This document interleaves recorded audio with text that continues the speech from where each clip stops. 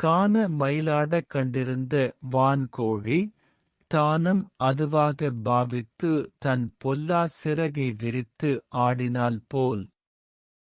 அன்பான நோர்வே வாழ் மக்களே, பெற்றோர்களே, கடந்த ஜனவரி 18 சனியன்று அன்னை பூபதி தமிழ் கலைக்கூட வளாகங்களாலும் தமிழர் வள ஆலோசனை மையத்தாலும் நடத்தப்பட்ட பொங்கல் விழா மிகச் சிறப்பாக நடந்தேறியது. மண்டபத்தில் திரளாக பல நூறு மக்களின் மனங்களில் பொங்கிய மகிழ்ச்சி என்னும் பொங்கலை வார்த்தைகளால் வர்ணிக்க முடியாது.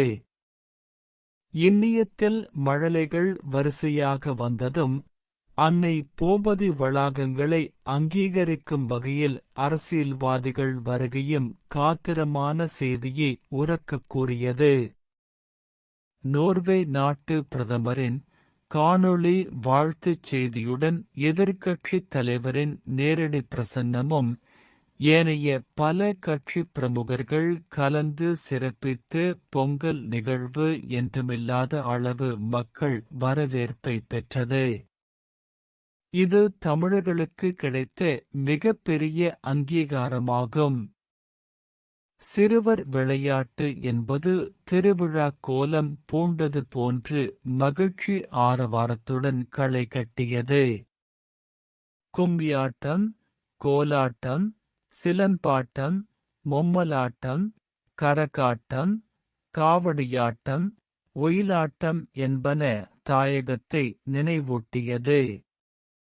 கலைகள் அடங்கிய பல அழகிய நடனங்கள், நாடகங்கள், பட்டிமன்றம், கவியரங்கம், அறிவு முற்றம் என்பன கருத்தாழம் மிக்கதாக அமைந்தது. விருந்தோம்பல் என்பது பொங்கல் விழாவில் உச்சமாக இருந்தது. பல நூறு மக்களையும் விருந்தோம்பல் திணற வைத்தது. பலருடைய கூட்டு உழைப்பின் பலனை பார்க்க 10 கண்கள் போதாது இருந்தது. நிறைவடைந்த பொங்கல் விழா மக்களின் மனங்கள் மிக தெளிவாக இருப்பதை துல்லியமாக உணர்த்தியது. கான மயிலாடக் கண்டிருந்த வான்கோழி தானும் அதுவாக பாவித்து தன் பொல்லா சிறகை விரித்து ஆடினாள் போல். அன்னையின் பெயரால் சில இரண்டகர்கள் நடாத்திய பொங்கல் காத்திரமான செய்தியை விதைத்து நிற்கிறது. இரண்டாக்க நினைக்கும் இரண்டகர்கள் இனிவரும் காலங்கள் எல்லாமே இரண்டாகும் என்பதை ஏற்றுக்கொள்வது மகிழ்வானதே. பொங்கல் நிகழ்வை யார் வேண்டுமானாலும் எங்கும் மகிழ்வாக கொண்டாட முடியும் என்பதில் மாற்று கருத்திற்கு இடமில்லை. ஆனால் தமிழர் ஒழுங்கை குழப்பும் குழுவினர் அன்னையின் பெயருக்கு பின்னால் மறைந்து நின்று செய்யும் திருகுதாளம் அனைவருக்கும் நன்றாக புரியும். தமிழரின் மரபுவழி பொங்கல் நாளை திட்டமிட்டு குழப்பும் வகையில் 18 சினிமா கூத்தடித்து தமது கூத்தாட்டி வித்தையை காட்டிய உபகுழுவை கைகட்டி வாய்ப்பொத்தி பார்த்து நிற்கும் தமிழர் ஒருங்கிணைப்பு குழுவின் நடவடிக்கை மாவீரருக்கு சமர்ப்பணம் ஆகும். சொந்த பெயரில் கூட்டத்தை கூட்டிய போது முக்கல் குரல் முதலாளி பல நூறு மக்கள் வந்ததாக முக்கி கூறினார்.